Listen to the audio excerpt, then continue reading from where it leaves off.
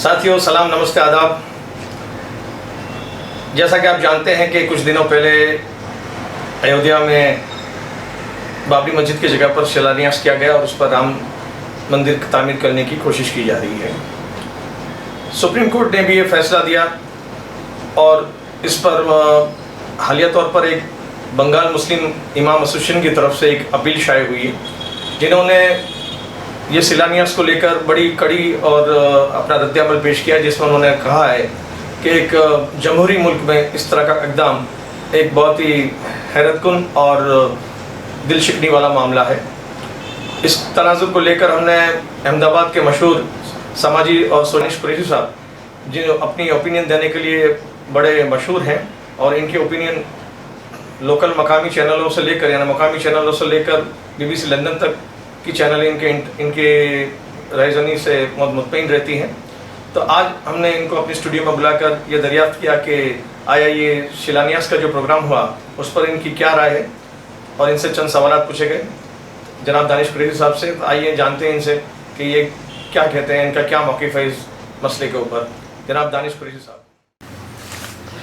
दानिश कुरैशी साहब जी, आपने के इल्म होगा कि बंगाल इमाम एसोसिएशन ने एक बाबरी मस्जिद का जो शिलान्यास हुआ उसके बाद एक स्टेटमेंट शाये किया है, तो उसको आप किस अंदाज में समझते हैं?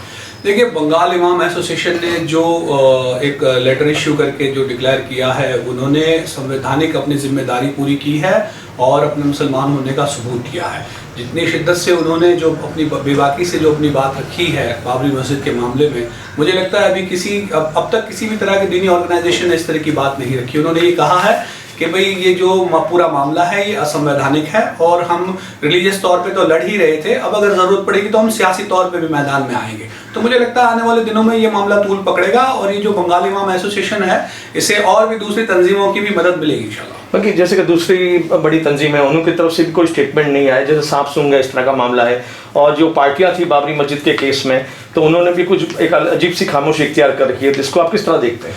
देखिए, बाबरी मस्जिद के मामले में जो लोग कोई भी पक्षकार थे, तो हम ये देख रहे थे कि बाबरी मस्जिद के पहले वो मुसलसल जितनी हिंदू कट्टरवादी तंजीमें थी उनसे बंद कमरों में मुलाकातें जो हैं, मैं ये नहीं कहता कि वो उनके ऊपर कोई वो होता है, लेकिन अवाम के बीच में जो बातें आनी चाहिए वो नहीं आई। और दूसरी तरफ बंद कमरों में जो मीटिंग हुई और उसके बाद मीडिया ने जो खुलासे मांगे तो उस पर यह कहा गया कि हम मौजूदा भारत के सियासी हालात पे बात करते हैं, जबकि अमूमन आपको देखने मिलेगा कि उनके हर जलसे हर प्रोग्राम में ये कहा जाता है कि हमारा सियासत से कोई लेना देना नहीं है। जब सियासत से कोई लेना देना नहीं है तो इस तरीके की कट्टरपंथी तंजीमों से बंद कमरे में जो बात की है, उन्होंने कहीं ना कहीं मुसलमान जो कौम है उनका मॉरल डी बूस्टअप करने का काम किया है। तो ये जो लखनऊ का जो यूपी वक्फ बोर्ड जो भी है, जो बाबरी मस्जिद जिसके अंदर कंट्रोल में आती है, उसके रोल को आप किस तरह से समझ रहे हैं? देखिए, जफर फारूकी ने जिस तरीके से पूरा मामले को 5 एकड़ जमीन को ट्विस्ट किया है, तो मेरा तो सीधा सवाल जफर फारूकी जैसे कई जो लोग हैं उनसे सीधा सवाल है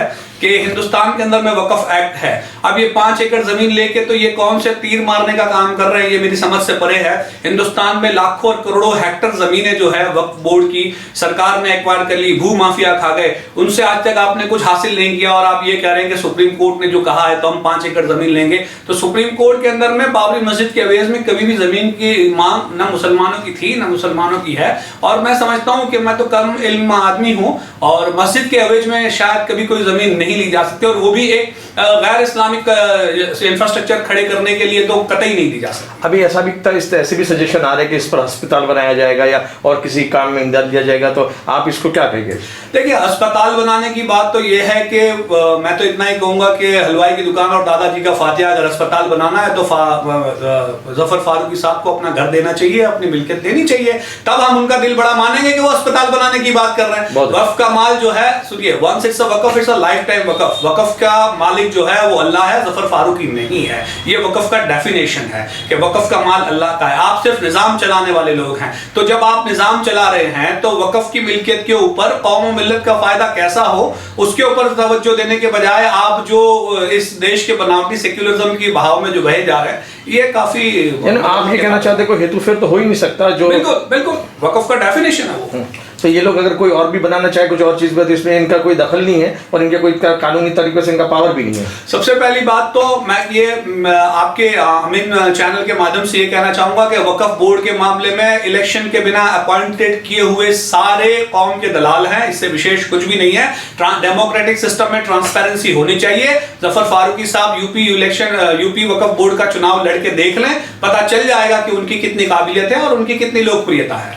अच्छा, एक और आखिरी सवाल ये था कि सुप्रीम कोर्ट ने जो फैसला दिया उसको आप किस तनाजुर में देखते हैं? मतलब जो बाबरी मस्जिद के ऊपर जो टाइटल सूट के ऊपर और दूसरी दिगर मामलों पर जो फैसला आया उसको आप किस तनाजुर में देख रहे हैं? सवाल ये है आपसे। देखिए, मेरी जो कानूनी समझ कहती है वो मैं आपके माध्यम से एक बात कहूं कि सुप्रीम कोर्ट का फैसला जो है मेरे मद्देनजर पूरा के पूरा बाबरी मस्जिद के पक्ष में है, लेकिन उसको इस तरीके से प्रोपेगेट किया जा रहा है जैसे राम मंदिर के पक्ष में। देखिए, सुप्रीम कोर्ट ने क्या कहा? सुप्रीम कोर्ट ने कहा कि बाबरी मस्जिद के नीचे से मंदिर के कोई एविडेंसेस नहीं मिले, कोई अवशेष नहीं मिले हैं। दूसरी तरफ उन्होंने ये कहा कि सुप्रीम कोर्ट ने कहा कि बाबरी मस्जिद जो ढाई गई वो एक आपराधिक, असंवैधानिक और गुनाहित कृत्य था।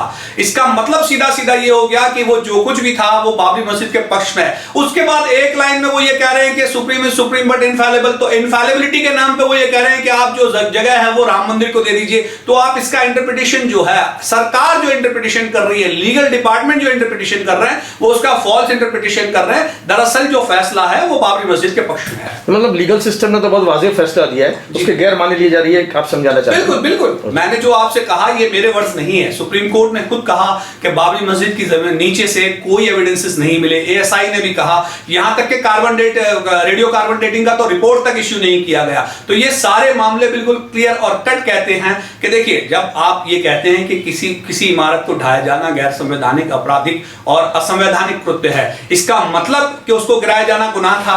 उसको गिराया जाना गुनाह था तो वो गुनाह जो वापस रिस्टैब्लिश हो सकते हैं उनको रिस्टैब्लिश करना चाहिए था। सवाल ये था कि बाबरी मस्जिद का रिनोवेशन होना चाहिए था इस जजमेंट के आधार पे। लेकिन सुप्रीम कोर्ट के फैसले को जिस तरीके से केंद्र सरकार और संघ परिवार की भगिनी संस्थाओं ने लिया है, वो ऐसे दिखा रहे हैं जैसे कि राम मंदिर के पक्ष में फैसला। ये फैसला राम मंदिर के पक्ष में नहीं है, ये फैसला बाबरी मस्जिद के पक्ष में है। दानिश साहब, अभी आपको पता होगा कि प्रशांत भूषण साहब की एक कंटेम्प्ट पिटीशन है, सुप्रीम कोर्ट में हियरिंग चल रही थी। उसमें दुष्यंत दवे जो सुप्रीम कोर्ट के बार एसोसिएशन के चेयरमैन है, उन्होंने वाज़ेह तौर पर कहा कि सरकार तरफी फैसले लाने के लिए कोर्ट कई कुछ खास कोर्टों में केस चलाए जाते थे।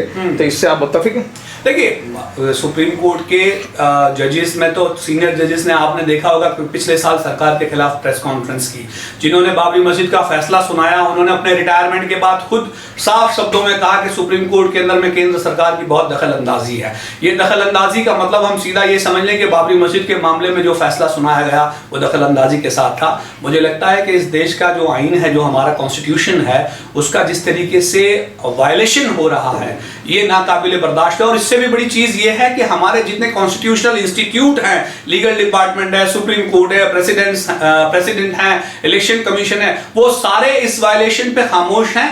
देश हमारा जो है वो सेक्युलर डेमोक्रेसी में बिलीव करता है और देश के प्रधानमंत्री एक नॉन सेक्युलर, मतलब राम मंदिर जैसी इमारतों की अगर नींव रखने जा रहे हैं तो अंतर्राष्ट्रीय स्तर पे इन्होंने बहुत देश की बेइज्जती करवाई है। और मुझे लगता है कि जो जितने भी कॉन्स्टिट्यूशनल इंस्टीट्यूट है, पिलर्स ऑफ द कंट्रीज जो हैं, उनको अब एक्टिव होने की जरूरत है, वरना ये देश बिल्कुल सांप्रदायिक होता चला जाएगा। आपने एक और चैनल इंटरव्यू में ऐसा भी अर्ज किया था कि जब भी हम पावर पे आएंगे मुसलमान लोग डेमोक्रेटिक तरीके से, तो इस पर वापस काबिज हो जाएंगे। तो इसके क्या माने हैं? देखिए, एक बात मेरे कहने का मतलब, डेमोक्रेटिक सिस्टम में जो डेमोक्रेसी के जो राइट्स हैं उसके मुतालिक जो बात है, तो मैंने ये कहा कि बिल्कुल हम जब भी डेमोक्रेटिक सिस्टम से पावर में आएंगे हम ले लेंगे। आप देखिए, ये जो प्रपंच इन्होंने 70 साल चलाया संघ परिवार और उसकी भगिनी संस्थाओं ने, तो उन संस्थाओं ने 70 साल में आके जो फैब्रिकेशन किया और जिस तरीके से मामले को किया, तो कानूनी लड़ाई जो भी होगी वो अपनी जगह पे है। लेकिन मुझे लगता है कि डेमोक्रेटिक सिस्टम में पार्लियामेंट के अपने पावर्स हैं और जब कभी भी मुसलमान डेमोक्रेटिक सिस्टम से पावर में आएगा तो सुप्रीम कोर्ट को इन्फ्लुएंस कर सकता है, रेजोल्यूशन पास कर सकता है, जमीन एक्वायर कर सकता है। बहुत सारे डेमोक्रेटिक विकल्प हैं उसके, बहुत सारे कॉन्स्टिट्यूशनल ऑप्शंस हैं उसके।